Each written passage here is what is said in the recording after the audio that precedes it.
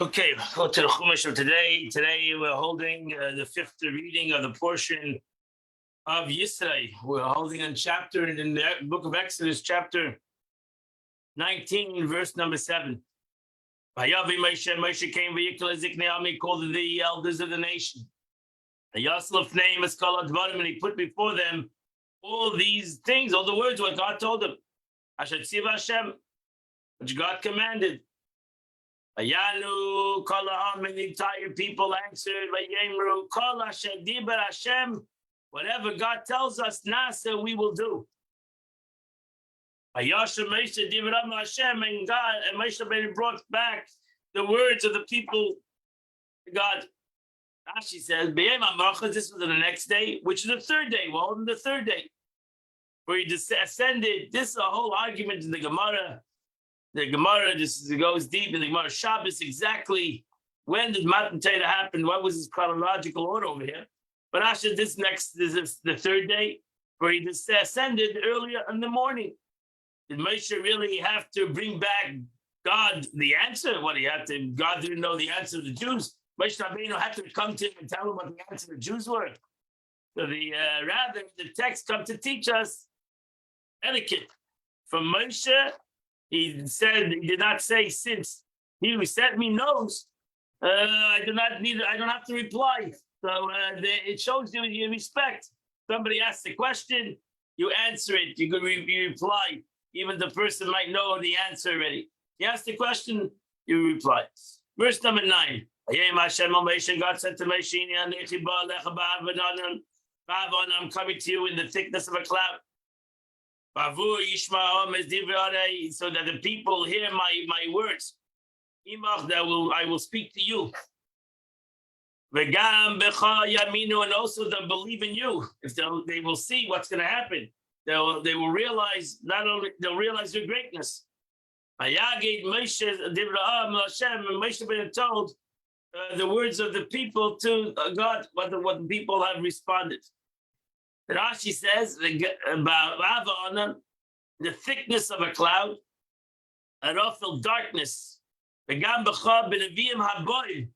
Also, the prophets that will follow, they'll understand what prophecy is. That everything that the prophet says doesn't come from themselves; it comes from HaKadosh Baruch Hu, it comes from God.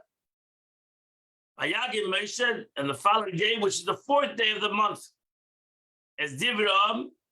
Namely, a response to this statement. I have heard from them that they want to hear directly from you.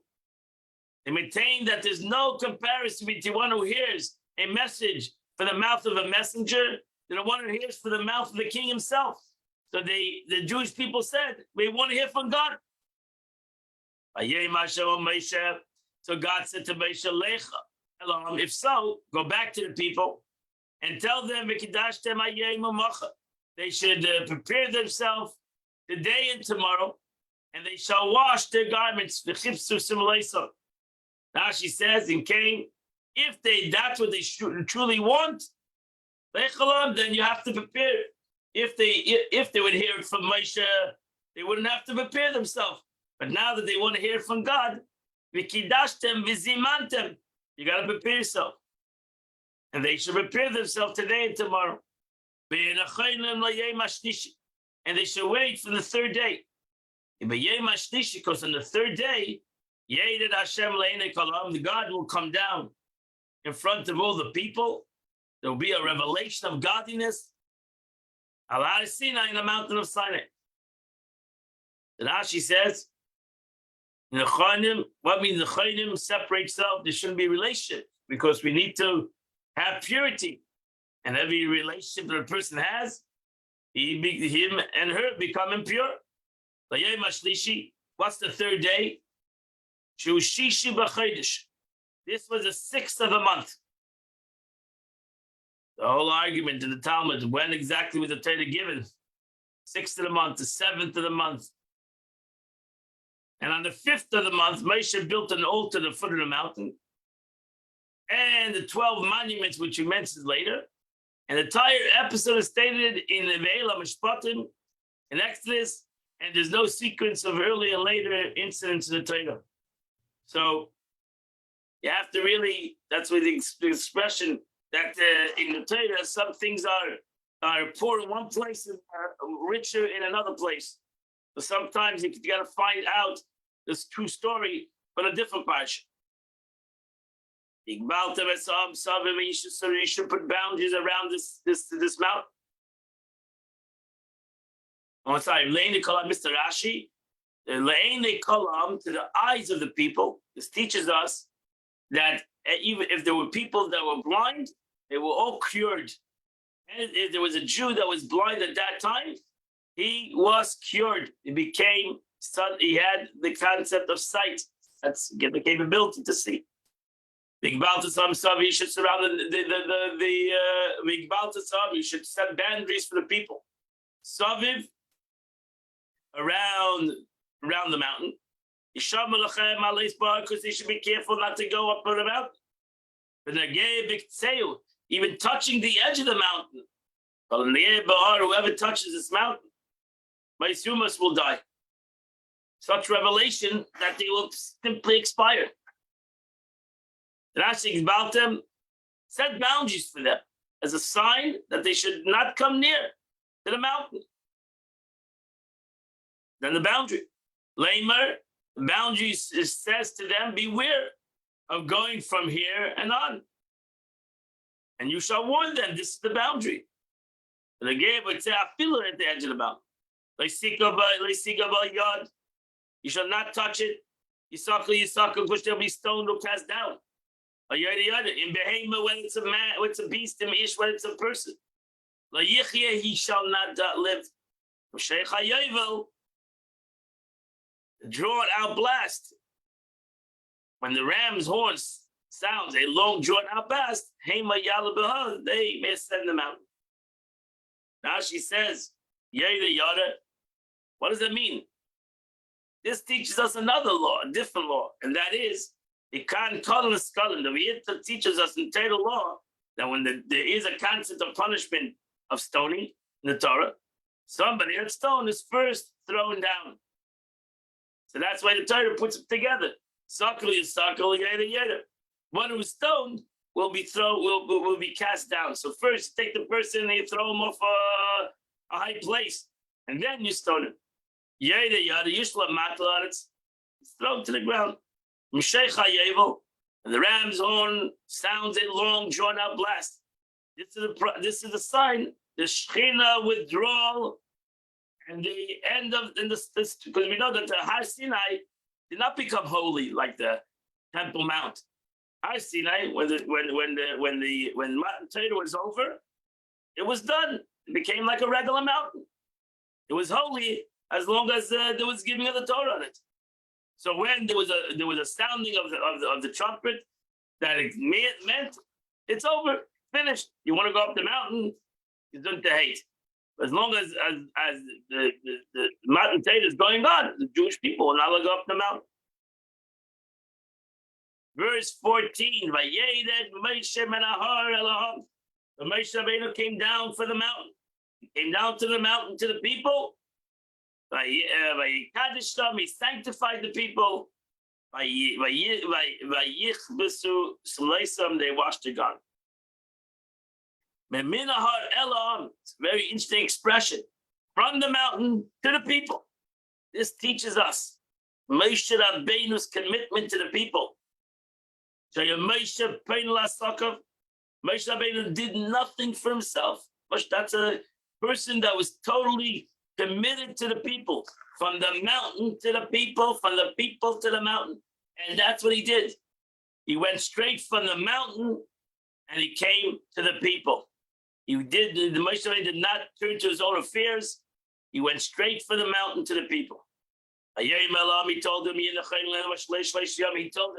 you have 3 days to prepare yourself. 3 days, do not have relationships. Now she says, for the end of 3 days, that is the 4th day, for Moshe added 1 day on his own volition. This again, a whole Gemara. How do you count the days? And this is the view of Rabbi Yossi, who says that the Torah was given on the 7th day. According to the one who says that the 10 Commandments were given on the 6th day, Moshe did not add anything. So, because seemingly there was 3 days, and then God said in 3 days, that would be the 6th day. But the Gemara says, Rabbi Yossi says, that Moshe added another day. And he said in the 7th day. And this is a machlekes in the Gemara, the argument in the Gemara.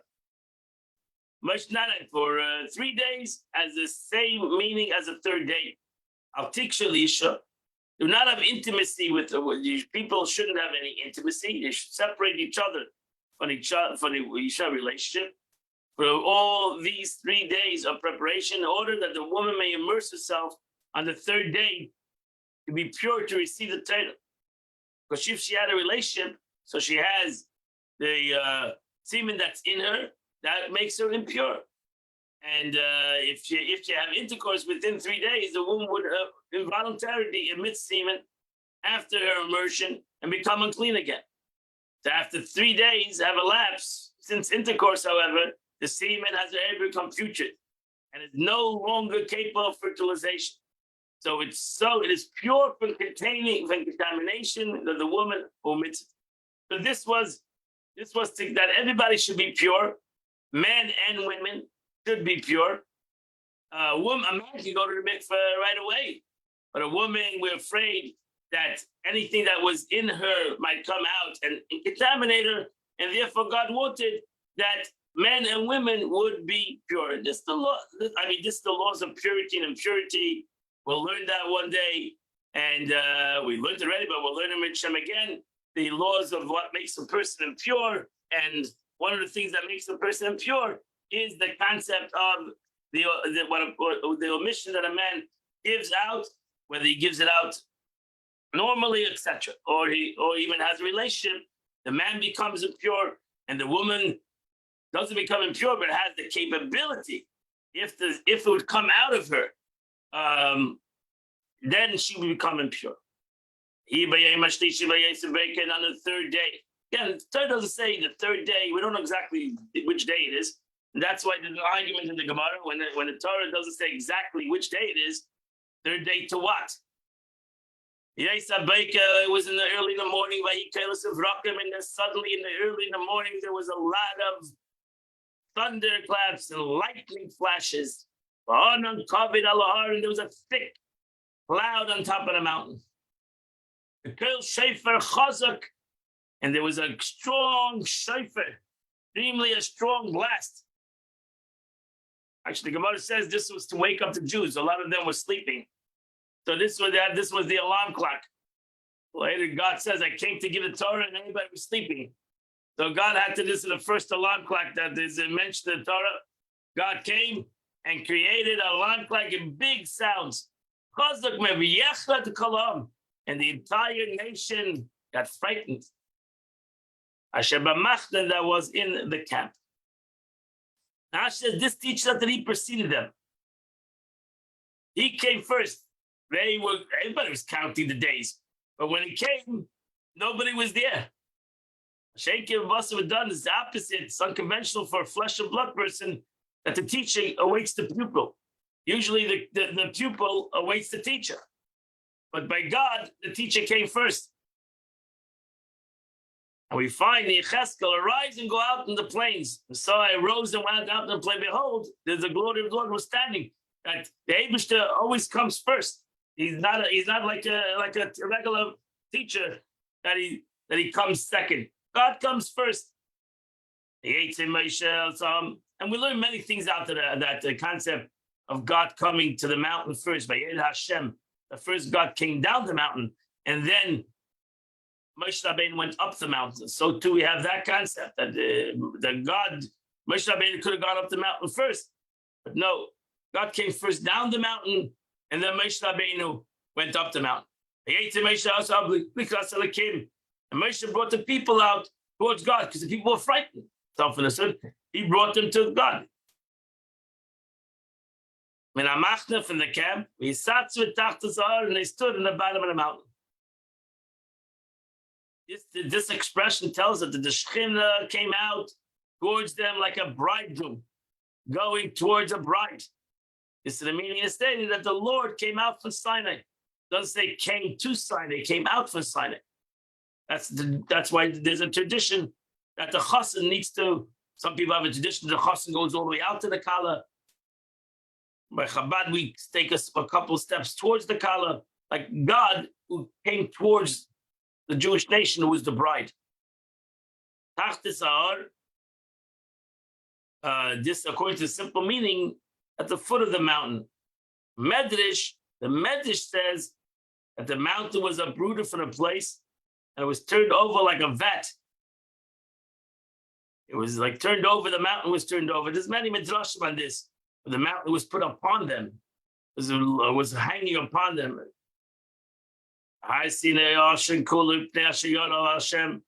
And the entire mountain was smoking. The Lord has come down on Be'esh on fire. And the smoke ascended. Like the smoke of a kiln. And the entire mountain quaked violently. Now she says, Ashan Kula, the word Ashan, not a noun because the shin vowel is a patach. The past tense is a verb Paul. And therefore the Targum says Nasan Kaloi, we did not translate Tana, which means was all smoke. The Ashan scripture vowel is because so it's Ashan is a concept of a seemingly a concept of smoke. Kivshon, Nash says a kivshon used for baking lime. I could think that it means a mountain started smoke like a kiln and no more. Therefore, to clarify this, Pasuk says the mountain blazing with fire up to the heart of the heavens, meaning that the fire was far greater than in a lime kiln. Why didn't the Torah say kiln? No, to explain to the human ear what it's able to hear, to give the reader a picture that he can imagine. He gives the humans a sign similar to them, similar to this. He shall roar like a lion. Ubarim gave strength to a lion. The Torah compares the God to a lion. We describe him, compare him to creatures in order to explain to humans what an ear is able to hear. Similarly, as it says, the sound of God was like the sound of abundant water. Now, who gave the water its sound? But he. Yet he describes him as compared to creatures in order to explain the human ear. So too, we want to explain what the fire looked like. So we use the kiln, the analogy of a kiln. But self-understood that the fire of Mount Sinai was much stronger than a kiln. The sound of the shofar was extremely strong. Moshe Yedaber Moshe Rabbeinu would speak, and God would answer him in a voice. Rashi says, customary for mortals, that the longer one blows long notes on a horn, the weaker and fainter the sound becomes. Here, however, it constantly grew stronger. Why at the beginning was it so weak sound? In order that their ears hear what is able to hear and not shock them suddenly. Moshe Rabbeinu would speak and make the dialogue heard to Israel, for they heard from the mouth of God only, I am, and you shall not have. Yidden wanted to hear from God. They didn't realize they were incapable of hearing it. But that's why after the first two commandments, they said that enough is enough. You cannot handle this revelation of godliness. It's too much for them. So that's why they only heard the first two commandments.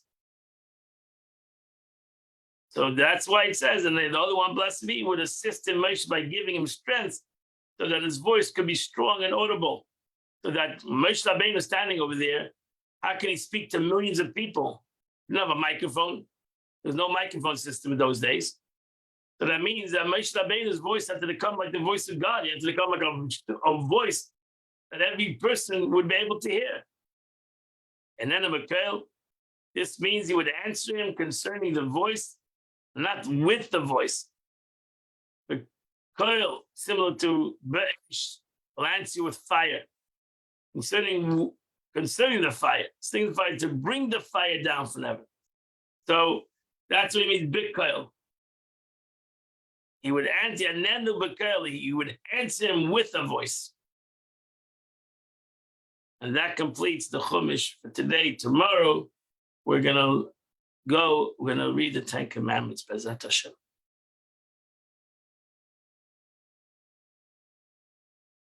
And now go to the Tanya chapter, middle of chapter 25. Alter Rebbe explained something beautiful yesterday, if you remember, and he continues. The discussion now, until now, centered on the category of turning away from evil, right? Why we should turn away from evil.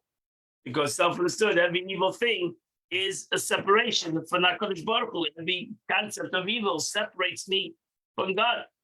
And I should stop rationalizing my separation from God. If it's big or small, I should not want to separate it all from HaKadosh Baruch Hu. Alter Rebbe now showed how one could utilize his hidden love of God to refrain from sin. He now goes on to the category of doing good, discussing the use of the hidden love and leading one to perform all positive commandments.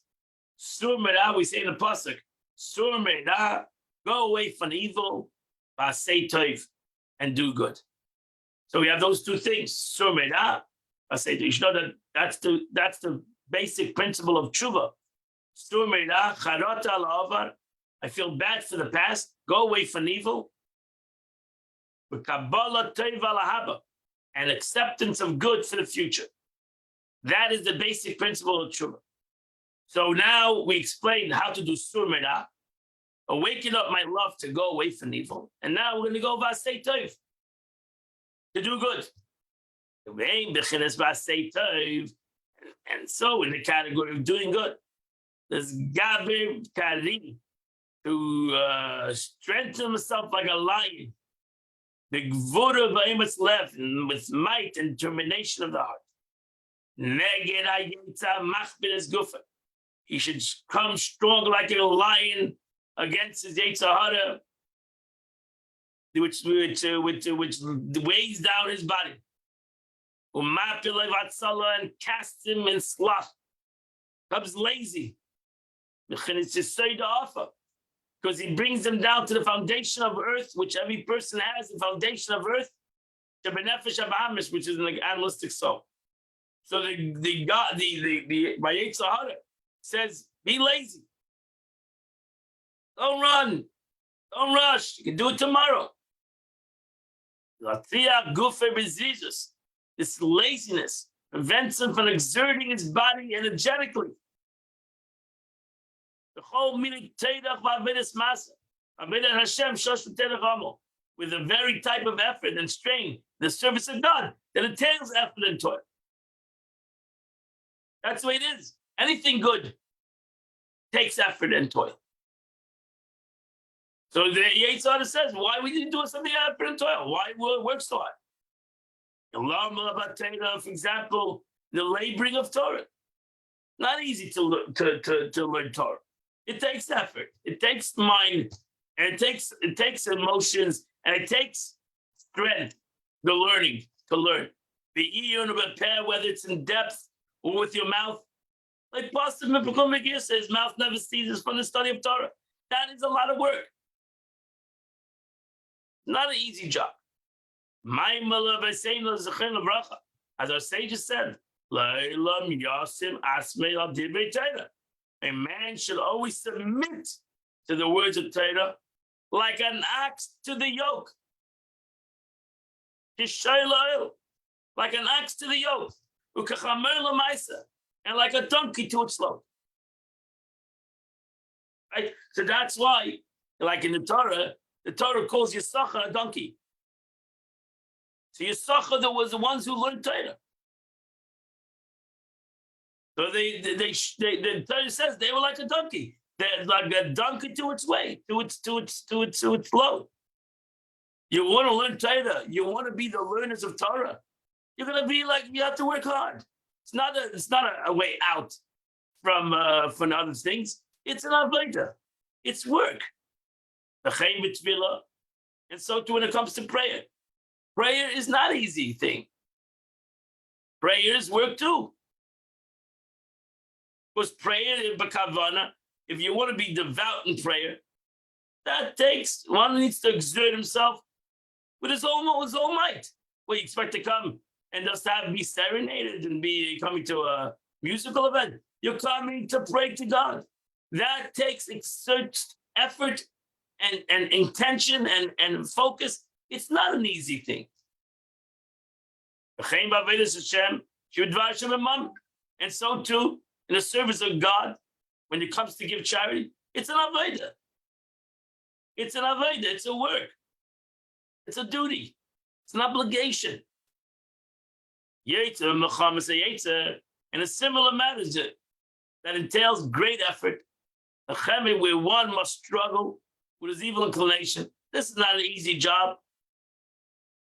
The kind of nefesh adam, which seeks to cool and adore the man's soul. So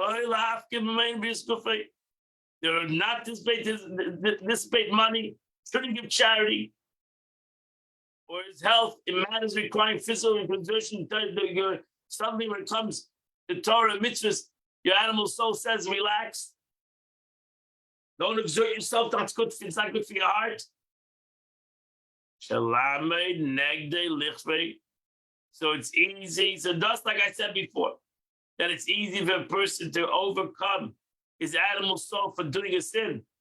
It should be easy to overcome your animal soul to do a mitzvah with excitement and exertion and work and to get involved. When he considers it deeply, that to conquer his nature and above and all above and more, and do the very opposite, meaning to exert himself strenuously, both bodily and financially, for the service of God. It's still much easier than if you're ready to give up your life for God. If I'm ready to give my life up for God, I should be able to exert myself for God. I should be able to work hard for God. I should be able to give charity more than I think I'm capable. Hashem Yishmerei. Yet we will lovingly and willingly accept the pain of death. God preserve us. Again, I'm ready to give up my life for God, not to separate myself from God. I feel Lishifa. I will feel shy even for 1 minute. To bow down to an idol. There I'm ready to do. As mentioned earlier, every Jew will sacrifice his life rather than practice avodah zarah, idolatry, since he knows that it represents a separation of God.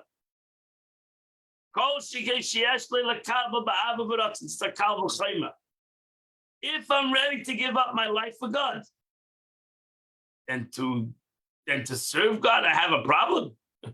I'm ready to give up my life for God, but I'm not ready to exert myself for God. That doesn't make sense. That's a classical kal v'chayma. If I'm ready to do A, I'm surely ready to B. It's something that he ought to accept lovingly and willingly. A comparatively minor pain of exerting oneself in the performance of a mitzvah in order to bind himself to God with an eternal bond. So there's a double argument over here. Firstly, performance of a mitzvah actually binds man to God, as opposed to refraining from idol, which merely prevents separation from it. Secondly, the bond affected by a mitzvah is an eternal one, as opposed to a temporary separation of God caused by an idolatry. Now, if one would sacrifice his life to refrain from idolatry, how much more do you accept whatever hardships are entailed by fulfilling of a mitzvah? So mitzvahs are. With a mitzvah, I'm getting double. I'm connecting to God, changing the will. Why wouldn't I exert myself? Why suddenly I cannot exert myself? since their performance has both these sides that are not found in the rejection of idolatry. The Rebbe goes on to explain how mitzvahs affect an eternal bond with God. By fulfilling the will of God. In this service, whatever the service is, by fulfilling the will of HaKadosh Baruch Hu, at that moment, when I do a mitzvah, I reveal the inner will of HaKadosh Baruch Hu. I reveal the face of God. I have a face-to-face relation with God. And an unbelievable revelation happens every mitzvah I do. No, there's no hiddenness. If I do a mitzvah and I do it right, then I reveal the true reality, the true will of HaKadosh Baruch Hu, what God wants me. And I reveal godliness in the world that is unlimited, face to face. And when there's no concealment of the countenance of God, then there's nothing at all that separates from godliness. Having an independent and separate identity of its own. So now the thing becomes totally united with HaKadosh Baruch Hu. The thing that lost its own identity, it became the identity of godliness. Now it became everlasting. That's why every mitzvah I do becomes everlasting. Nobody can take away mitzvahs that I do. All the Avedas that I do cannot take away any mitzvah I've done. I explained in chapter 22 and 24. No created being can possibly consider itself separate from godliness. Divine will is concealed from it. Since the inner aspect of this will stands revealed in one's performing mitzvah, it does not permit any sense of separation. That's it. Once I revealed God in the mitzvah I do, finished. Now it becomes part of God. What happens at that time? Thus the soul is thus the soul of the person performing the mitzvah. Both divine and the animating soul and their garments. At that moment, when I do the mitzvah, is united with the perfect unity. With the will of God. And the infinite light of God. Baruch Hu, blessed be Kediskalel. And what am I accomplishing with that? This detail how mitzvah affects the bond of God, is a bond between God, man and God. The Alter Rebbe now goes on to explain that why this bond is eternal. And in the upper spheres, this unity between the soul and God, this unity is an everlasting unity. Can never, ever be taken away from man.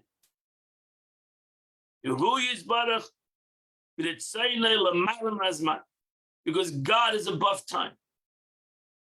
And God transcends time. And thus the union with God and the will also transcends time and is eternal. So it's something, no Aveda is eternal, because we always do tshuva. But every mitzvah is eternal.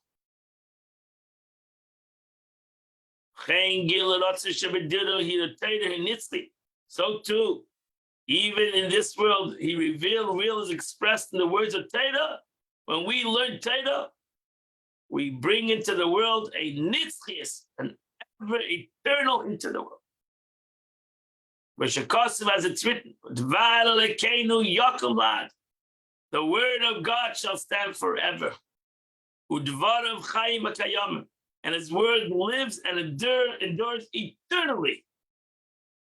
Or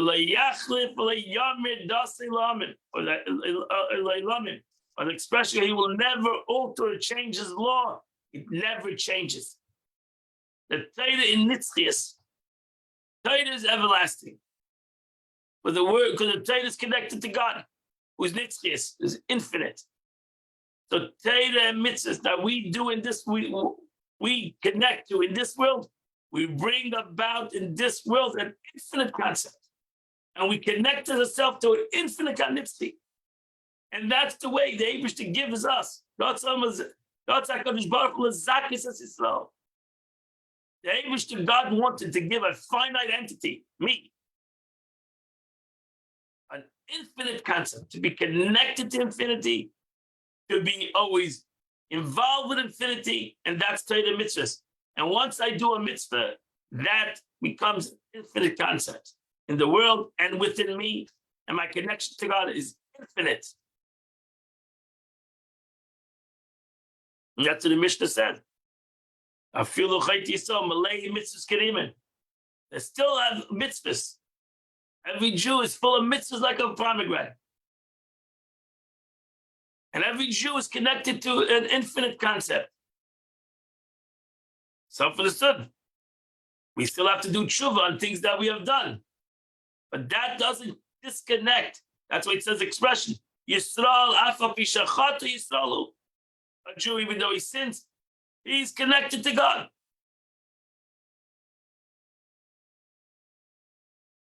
Because the mitzvahs that we do and the Torah that we learn makes a connection with HaKadosh Baruch Hu, not in the moment, not even at the time, not only at the time, but for infinite. Nitzchias. God is Nitzchias. And that's why it says, God is Nitzchias, the Torah is Nitzchias, and the Yid is Nitzchias. The Eretz Yisrael is Nitzchias. These are infinite concepts. Because they're all interconnected, in one entity. And therefore, they're Nitzchias.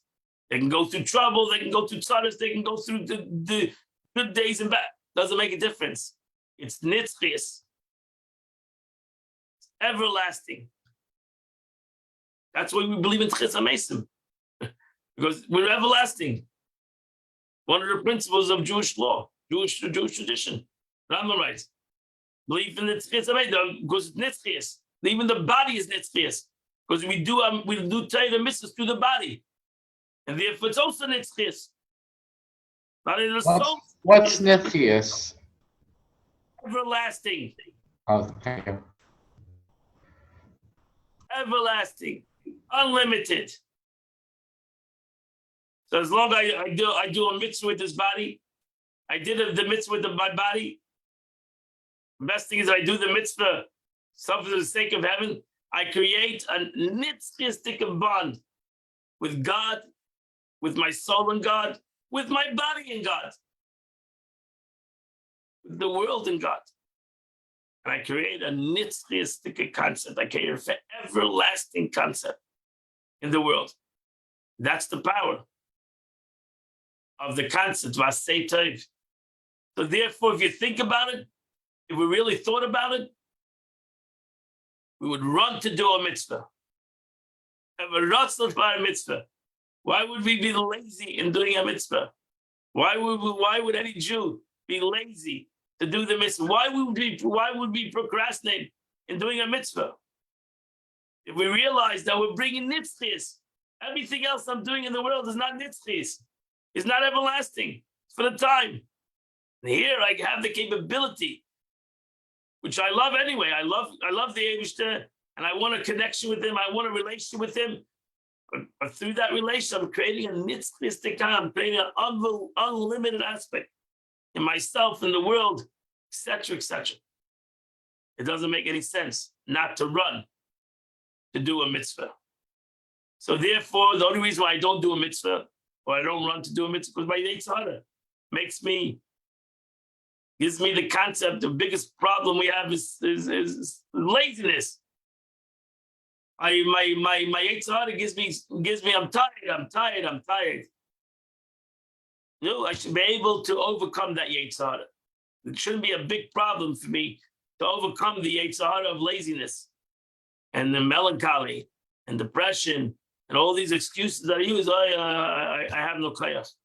I have no strength. I have no strength to do this mitzvah. I have no excitement to do the mitzvah. I have no focus in my prayer. I have no excitement in a mitzvah. Too tired. It's overburdening, etc., etc. How can it be something overburdening if it brings me a concept of everlasting thing? Nothing is overburdening. It is a hard job. But nevertheless, it should be something that I run to, I'm excited to do, and I do it with simcha, with great joy, and with happiness. That's what we say in the end of the davening. God said, "Kodesh Baruch Hu Zakis." So, well, God wanted to give us a burden, and therefore He gave us Torah mitzvahs. No, God wanted to give us everlasting. God wanted to give us nitzvahs. Wanted to give us a schus.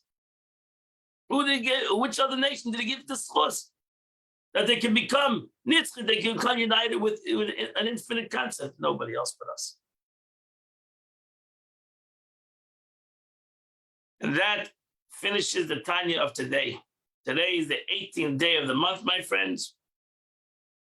And the 18th day of the month is chapter 88 and 89 in Tillim, chapter 88 and 89. And if you do those two chapters, you do the chitas of the day. Midshem, there'll be a class here at 10 a.m. We'll have a sikh of the Rebbe. You can come either to Chabad or on this Zoom number or on Torah Direct. And if not, I'll see you tomorrow morning. We'll continue at 8 a.m. We'll continue the chitas of the day. Have a wonderful and beautiful